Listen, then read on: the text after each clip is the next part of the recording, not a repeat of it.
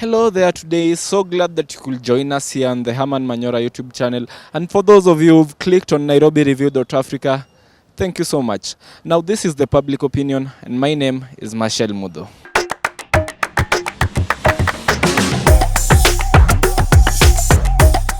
Let's kick off with Deputy President Dr. William Ruto. While in his trip in the US, he made some very harsh sentiments about our democracy, claiming that our democracy is at stake and that there may just be plans to rig the next elections. Now let's collect a view from the residents of Nairobi. What do they think about these sentiments? Is it a good image? Is it in his rights as and freedom of expression? What do you think? Let's find out what the people think. First and foremost, I think it was really unfair even to Kenyans, because when the deputy president is somewhere like in the US, he's representing us as Kenyans and he's part of the government. So I don't feel he was justified to make such remarks, and he has already been given a chance, even by the president himself. For you to quit government, go on with your politics as you are handling them, instead of opposing the government when you are part of the government. Personally, as a Kenyan, I feel that was quite unfair to both me as a Kenyan and the country as a whole. Everyone knows Ruto is the competitor of Raila Amolo Odinga. Now, all over in the country, there have been so many intimidation. Oh, we will win, and yet we have not voted. So, as you see, you have seen Ruto with a lot of crowd, and everywhere you go, they are saying hustler, hustler, hustler. So, Raila will only get into power when there is rigging or stealing of votes. There is no problem with him speaking about the issue of democracy in Kenya, because everyone is aware in the world that Kenyan democracy is something which is growing. So sometimes it faces challenges, and when he goes to foreign country like America, Britain, to go and address the world or the mostly Africans regarding democracy, mentioning some of the challenges or the shortcomings of our democracy, it is not a problem at all. Only that when he mentioned, my issue is that when he mentions about the challenges we are facing about our democracy, he should also come up with ideas on how to bring substantial solutions towards solving the challenges of that democracy. Speaking about it, there is no problem. But not just talking about it, but solid plan on how we can tackle that issue of democracy. Now from the deputy president to his former party, Jubilee Party, we've seen a new look Jubilee, new membership, new leadership, and even a new branding, and even a stronger, brighter red color. I know you've also noticed that. Can Jubilee still manage to get at least 50 plus members in the next parliament? I'm telling you for free, most of those Jubilee MP you are seeing, they will have to go home. We will have new faces of UDA, ANC, Ford Kenya, and many others. But the current one, many of them will go home. First and foremost, let me say that it's true. Jubilee was not really prepared for 2022. And I think the handshake played a very big role into giving the management of Jubilee and the leadership an opportunity to bring up the party again. I think Jubilee is doing a good job, and Uhuru still has a say in Mount Kenya as a whole. And so I think when they refurbish the party and, tweak a little things here and there and convince more people that the party is not dead, that the party can do something, and, they can reclaim the problems that they've brought to people, because, it's clear that things are not very okay. The economy is not really good, but I think the Big Four agenda needed more time. And I think the president supporting someone who can continue with his agendas, I think that would go a long way into even his legacy being realized. So I think Jubilee is right on track, but they need to do more. You have asked about Jubilee. It might be very difficult for Jubilee to garner 50% of MPs or Senate position or maybe county assembly in their regions. But look at how Jubilee is being rebranded. As we talk, Kalonzo Musyoka is saying he's negotiating for Azimio through Uhuru Kenyatta, who is the head of Jubilee. Number two, we have other parties like the one for the coast, led by the current governor of Malindi. We have other parties, a lot of parties, which are coming to Azimio. It means that Jubilee may not get, for me, Jubilee has lost some relevance because it had the backup of William Ruto, which you cannot underrate him. He had some numbers mostly from Rift Valley. But now he has formed his own bandwagon of UDA. So that means Jubilee will mostly be had in Nairobi and in Central, the former Central Province. So my take is that Jubilee may not take that 50% alone, but with Azimio, it will manage to garner even over 60%. From Jubilee to the first member to ever quit Jubilee Party, and that is none other than Moses Kuria. Now, Moses Kuria has been in talks with the Oka leaders. How strong will Oka be with Moses Kuria in it? Moses Kuria is not a governor of Kiambu. Moses Kuria is just an MP of one of the constituency in Kiambu. So it means he has little concerning Jubilee. So if it was, let's say, the current governor or the Kabogo and the likes of Kina Kabogo, then probably could work. And then if you want, there is a problem with the Azimio, he have decided to join Oka, whereby Oka has no place in the politics of today in Kenya. They have no place. I think Moses Kuria can make a significant impact in Mount Kenya because there was this, I can call it a political vacuum in Mount Kenya because Jubilee was not very stable, and I think Moses Kuria got a chance from that to really show that it is not only certain people who can be leaders in Mount Kenya. So I think Moses still has a chance of making a very big impact in Mount Kenya because don't forget there is a by-election that his party won against all other parties, and it's just a new party. So with the right management, with the right plans, I think Moses is a force to reckon with. In Moses Kuria joining Hoka, I don't think it's something which will bring any meaningful results. Reason behind this is that when you look at Moses Kuria, he has clearly announced that he's going to vie for Kiambu gubernatorial seat. Now, if he's vying for gubernatorial seat, he's not a worthy competitor to bring like some votes from Central Kenya. So the issue of Hoka should not rely so much on Moses Kuria. But number two, when you look at Moses Kuria keenly, is someone who is has not decided. He's undecided because for me it seems that he has been sent by someone to come and bring some confusion or put them in check, to put Oka in check. That means he's not someone who is serious. He's just in terms of national leader. First, he should focus on building himself as a national leader. Then later, in 2027, he may maybe have some weight to muscle the national politics of Kenya and with the other worthy competitors. But he is not bringing something tangible in terms of Oka. That is in Oka coalition. How much exactly does Raila need Kalonzo this time? Is it the way he needed him in 2013 or 2017? Or can Raila just survive without Kalonzo this time? What do the people think? Also, Raila should give an equal opportunity to everyone.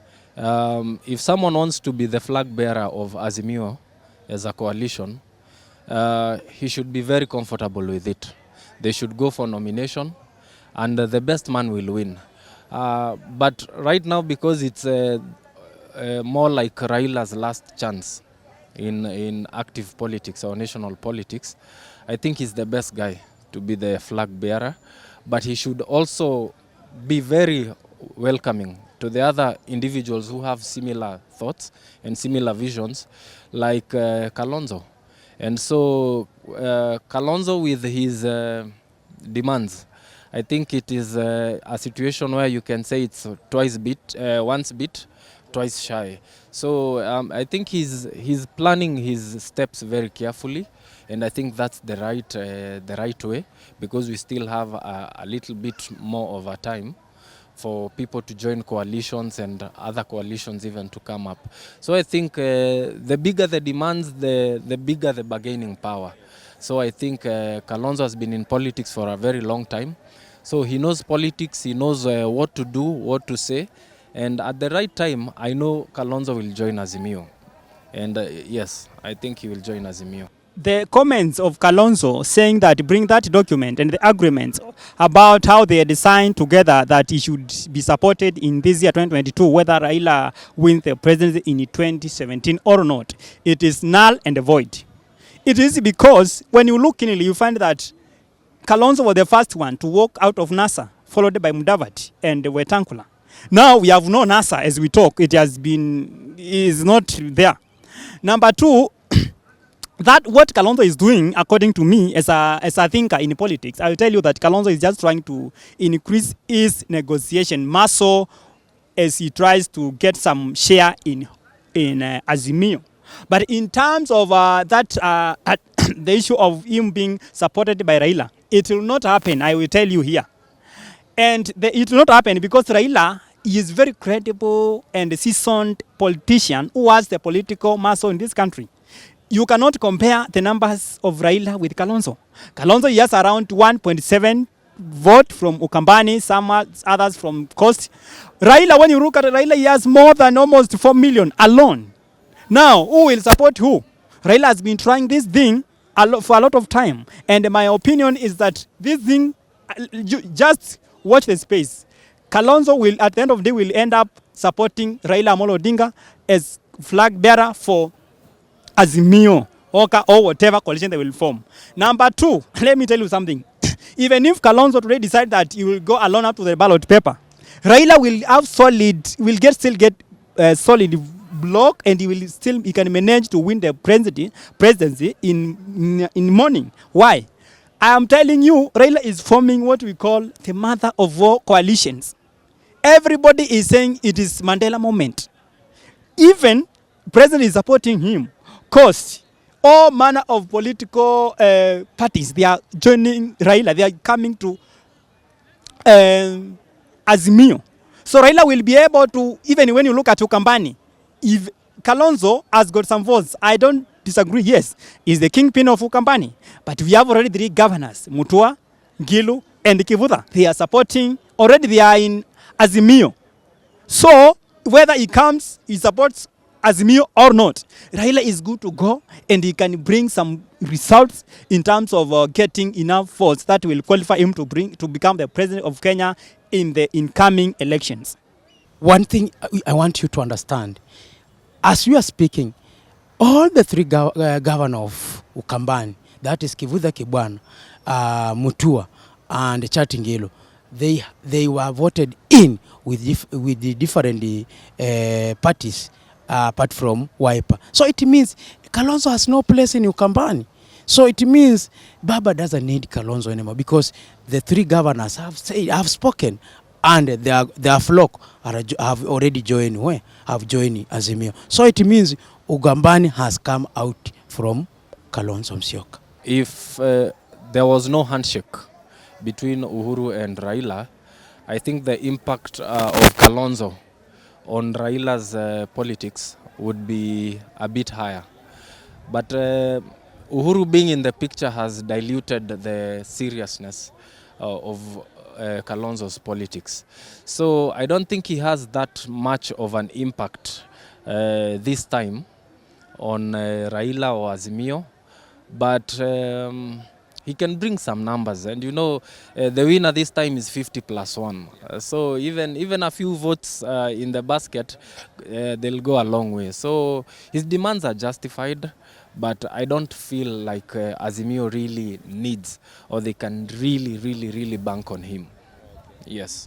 Okay, there's a Swahili word that say mgala muwe haki yake mpe. Despite that, many things have been said about Raila, but concerning Musyoka and the agreement they had with the Musyoka, that's an issue to Raila, because one, NASA, Kalonzo Musyoka was one of the principal of NASA, and he was the first person to get out of NASA. So the moment all the three, or the four, that is Kalonzo, Musalia, Wetangula, and the Chama Ruto came out of NASA, it means that NASA was a dead deal, and whatever agreement was is no more there. It is not existing. So what is there is that Kalonzo has nothing to do. He has nowhere to go. The only thing he should do is to either join Baba or join Ruto. Otherwise, he has nothing to do with the current politics in Kenya today. He still needs him, but if Kalonzo still maintains that he won't come to Azimio, then Raila can just continue with his journey, because this journey is to Canaan. That is how Raila has promised his supporters. It has been always been that, and everybody can see the signs. Kalonzo is important because you will help to solidify the votes in Ukambani. he has some votes, but even if he says that he won't come, I can assure you that Raila is good to go and win the votes. But I can agree, he needs Kalonzo. Yes, there is need to consult him and talk and agree as brothers. Yeah. While some have critiqued him and even going to the level of telling him to go back home and retire in peace, others have commended him for what he is doing. This is none other than President Uhuru Muigai Kenyatta. Is it right for him to continue interfering, if you like, in the current political arena? Is it in his right to support Raila Amolo Odinga? Let's just look at the Biblia. When Elijah was going up into heaven, he had to prepare who? He had to prepare Elisha. Look at Paul. He had to prepare people like Timothy. Look at Jesus. When Jesus is about to ascend in heaven, he's telling Peter, feed them. So Uhuru has a place to do with politics. He has a good, we have a good reason or a good purpose for the Kenyans. That's he have to play politics. He knows who should take his place. If he have decided to take Raila, yes, that's his democratic right. Nobody should gag him not to support or to not to be active in, because he's still in power. He has a right to do whatever he wishes to do as politics is concerned. First, let me say that however much Uhuru is the president of the Republic of Kenya, he'll still even remain the leader of Mount Kenya and Jubilee as a party. Uhuru is very young, and the developments that he has tried to bring into this country, a lot of people, like personally I feel if he had more time, like when we were using the other constitution, he would have done more. So I think he just wants to secure his legacy by being actively in politics even after retirement. And I think if BBI was there, Uhuru would have made the next prime minister. And if that is where he's heading, and if he announces that is where he's going, I think he'll go with Mount Kenya. People will follow him. He's still young, he's still energetic, he's very charismatic. Ako ndani ya watu. I think he's a good leader. And even the handshake itself, it shows that is mature politics. And I think Kenya as a nation where we are, we need mature politics. And Raila and Uhuru have shown that is the way that this nation can move forward. So I think I would actually enjoy seeing him in power again. Aende nyumbani. Aende nyumbani. Si aliambia watu shule ni ya bure. Sasa shule watoto kama wangu alifukuzwa, sasa alikuwa na miezi 5 hajarudi shule. Nikampeleka akasoma akafukuzwa juu ya 2,850. Juu mimi sina uwezo wa kumlipia. Juu mimi natafuta kazi ya kibarua ya kufua manguo, saa ingine ipatikani. Saa ingine ile unapata ndio mnakula, ndio mnalipa kanyumba, vitu kama hiyo. Let's look our constitution, how our constitution says about the outgoing president. Uhuru is a Kenyan like any other. First of all, he will vote like any other Kenyan. He has his right. Even if he is a president, he has his own right. So when there is no article in the constitution, there is no clause, there is no law which prevents Uhuru from backing someone. The new constitution which we have, which we promulgated in the year 2010. So he has his right. It is upon him to say to decide whether he will keep quiet or not. But as we can see, he has already endorsed the Right Honorable Raila Amolo Odinga. If it's against the constitution, or if it is unconstitutional, then let people go to the court and try to charge him, and the court will decide. But there will be nobody. I can tell you for a fact, nobody will do that because Moi did it. He endorsed although we were under the old constitution, but there is no clause or law which prevents Uhuru from doing so. It is his own pleasure to do so or to decide not to do it, and it may be beneficial or not, depending on the dynamics of politics. What is going to happen from now until July? Well, that has been it from us here, the public opinion. Until next time, stay tuned, like, subscribe. Don't forget to leave a comment. God bless you. Stay safe.